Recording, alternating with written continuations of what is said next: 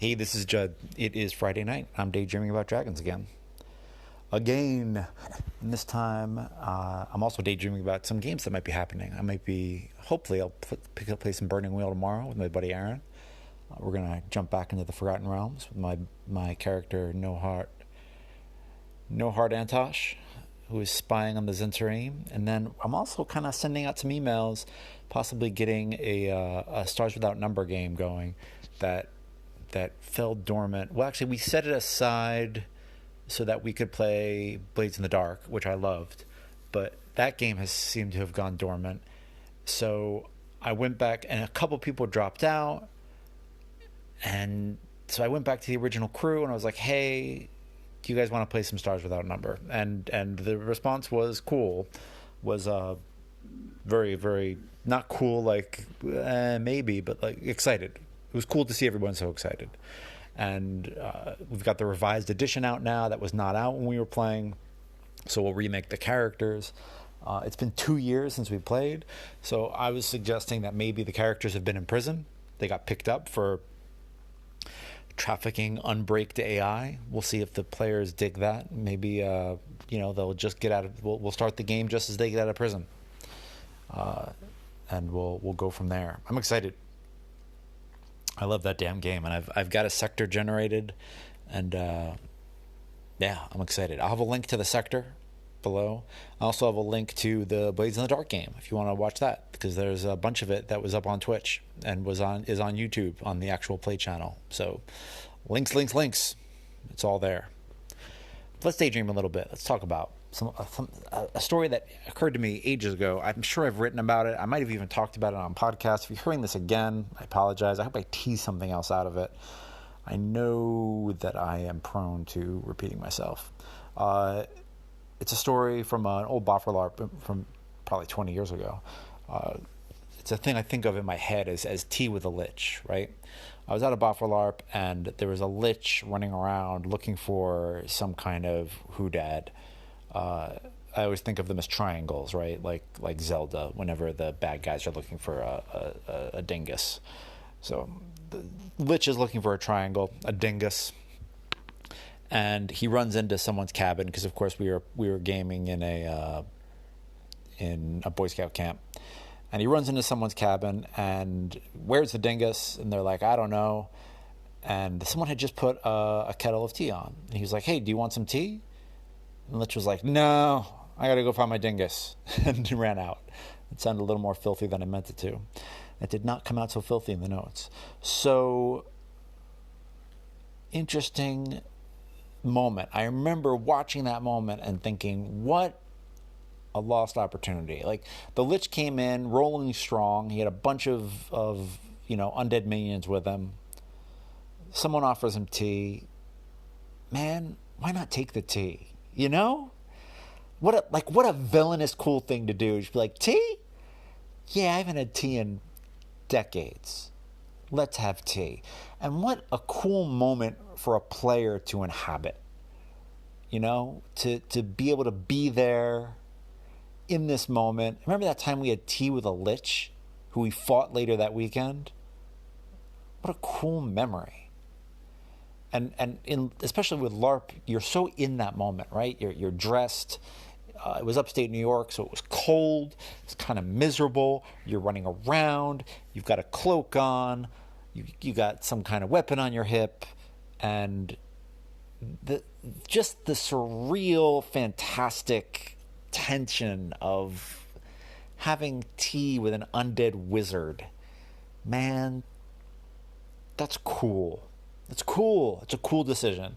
And I'm not blaming the person who was playing the Lich, who was a kid. He was a teenager. He was a child. Not blaming him. I'm just using that as an example. So if that player is listening to this and is feeling bad, don't feel bad. Everyone makes decisions that I don't agree with. I apologize if this at all made you feel bad. I doubt he listens to this. But I'd like to use that as an example and just play with that a little bit, thinking about the choices we have our villains make, and as real as sometimes NPCs can get, as not can get, but can feel, right? When we're playing an NPC and they make a decision that surprises you, but you're in charge of them. And that's a cool thing that happens. But let's also remember that we're in charge of them, right? That when you've got a character, it's up to you to make these interesting decisions. And when they happen like that, and it just surprises even you, it's your honed reflexes coming to play.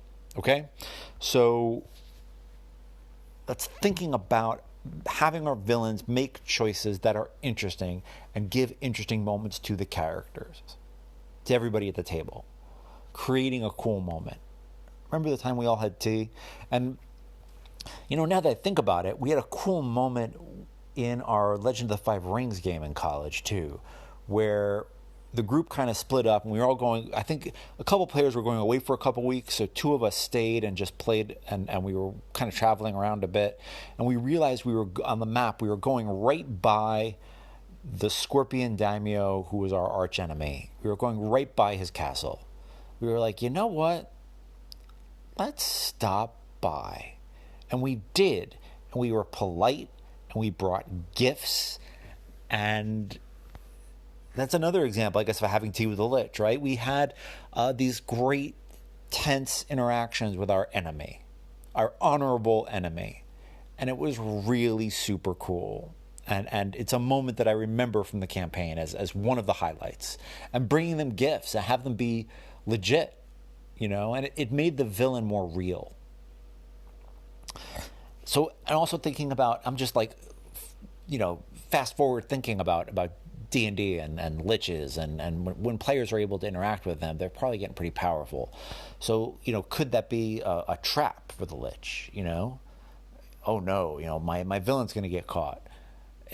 That's a good problem, If your players are setting a trap for a lich, for one of the most powerful monsters in D&D, that's an interesting problem to have. That's a good problem to have. And if they pull it off, bully to them. It's good stuff. Learn a little bit about something. Make this villain but suddenly very personal. Get to know them. What kind of tea do they like? Can you tempt them back with that? Did they like the interaction? Because maybe they miss it. Ghouls and vampires can't be interesting company all the time. Maybe they miss sitting down and just pouring something down their neck. Having a beverage. Simple living pleasures. Do they miss it? Do they miss things that can you tease things out about their life that will allow you to combat them later? That's cool stuff. I think it's cool stuff. And maybe, maybe they fall for that a second. Maybe the players take in that information and use it. But when you got an undead wizard with that much will, they're smart. They're going to be thinking that stuff through. So I feel like, I'm just thinking about all the problems someone could have with this idea, and kind of answering them a little bit in my head, just to create kind of a flow for myself. And the strategic problem is, I hear you, but it's a good problem. It's a damn good problem. And it's okay if the players ask them a second time, set it up as a trap, and the lich is like, I'm on to you. I'm sending a skeleton with a magic mouth on its chest to say, no. It's cool. It's cool to play smart monsters too. Play them smart, but I don't know. They wield so much magic. They have so much flow to them that I would think they'd be able to get out of trouble if they really had to, So, I don't know. That's what I'm thinking about. The old tea with a lich must have been 20 years ago, some late autumn, early winter night, 20-something years ago. And I don't remember what it was that made me think about it, but I was thinking about tea with a lich, and I was like, that's a catchy phrase. I like I like the idea of it. I like the image of a lich pouring tea down its skull. Where does it go? Does it just go down its robes? Go into its robes? Go down its spine? Good stuff. If you've got cool stories about tension, surreal, fantastic moments with your villains in your role-playing games, let me know. And hearkening back to the Stars Without Number game that's going to be coming back, if you've got any ideas or advice on starting a game after a long time off, I'd love to hear it. I like the idea of the players having been in a prison sentence together. It allows time to spin on. Stars Without Number wise, the factions get to spin for a while, so I'll get to figure out like what was going on. I think that'll be good. So if you've got either of those stories, anything, if this inspires something in you, hit me up. And I'll put you on the Wednesday Reply show, and we'll start a conversation about it. Okay? You can do it through the Anchor. You can talk to me through the Anchor app. Email me, judd.carlman@gmail.com. Or you can tweet at me. I'll put the link to my Twitter. Whatever works for you. Okay? Great. Let's see what the Inspiration Goat has for me this week. I think I know what it is. I think it's my favorite. I think the Inspiration Goat has my favorite fantasy novel of all time. How's that? What you got, Inspiration Goat?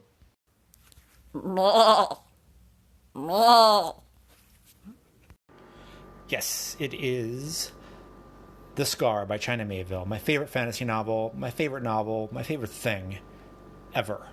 I just love this thing. And it reminds me a bit of a D&D game I ran when I was about 17.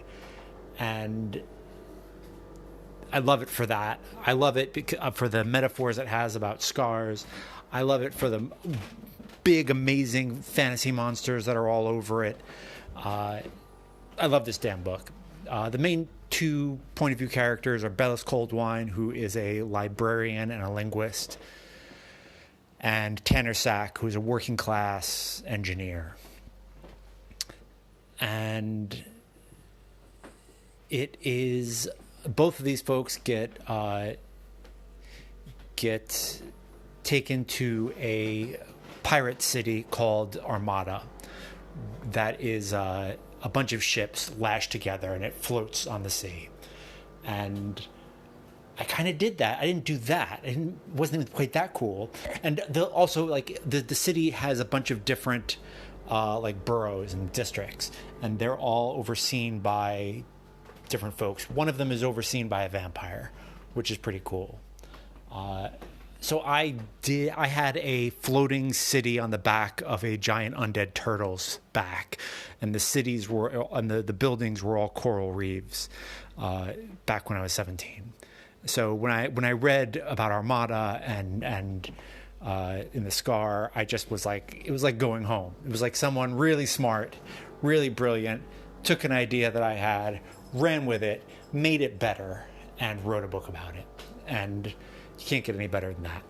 I like the book. I like the metaphors in the book. I like the monsters in the book. The monsters aren't really metaphors. The metaphors are metaphors. It's just so good. I would love for you to go read it. So let's go back and talk about 17-year-old Judd. Had this monster city. Basically, I threw all my favorite monsters into this city. They're all running it.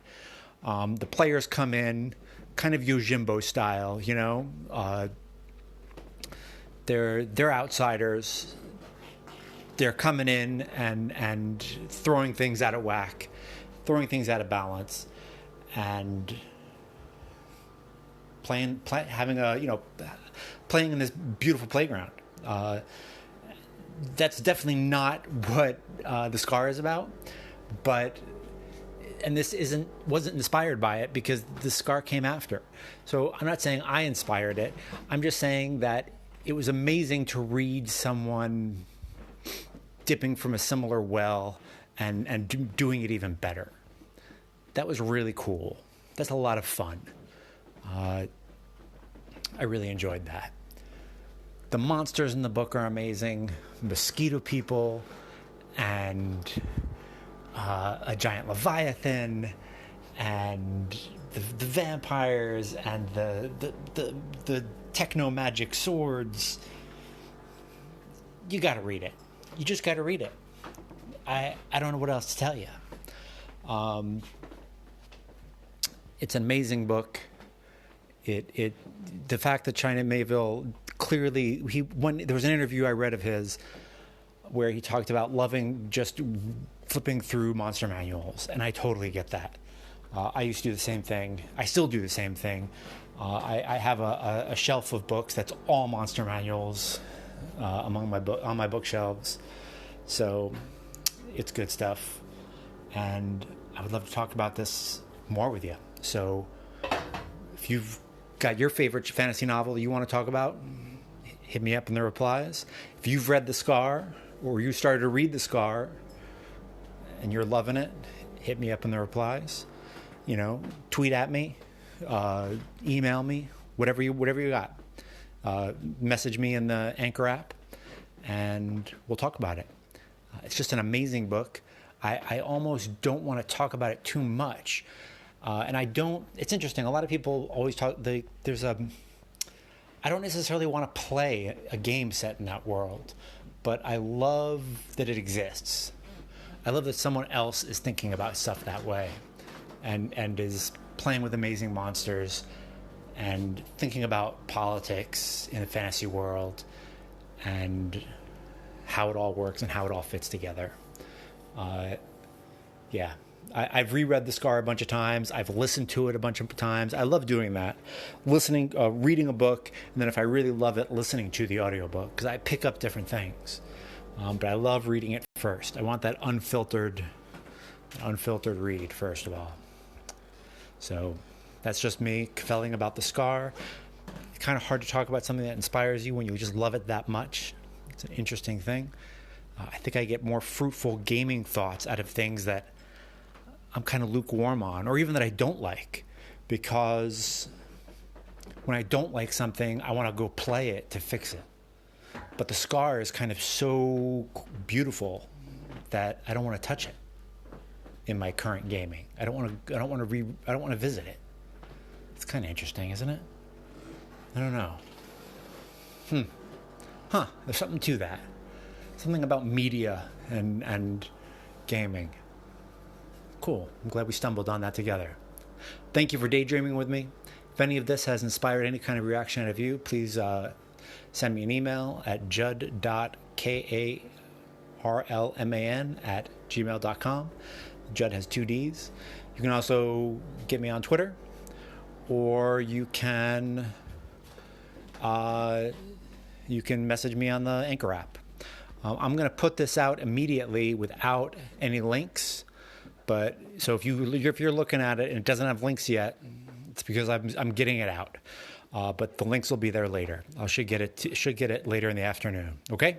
All right. Thanks for listening, folks, and have a great week. And I hope your 2019 is going well. I'll talk to you in the middle of the week. I got a couple of replies, but I'd love more. I'd always love more. So hit me up. Thank you. Thanks for daydreaming with me. Hey Judd, Mike Miller here. I wanted to thank you for your bit about Tea with a Lich. I've been working on a sword and sorcery novel, and I sort of wrote myself into a corner a couple months ago, and it's kind of stalled out. And I was inspired how my undead Lich Queen could confront the hero in a non-combat kind of mode. And now some ideas are percolating up. I might be able to get it moving again. So I appreciate that. Thanks a lot. Thanks for the show.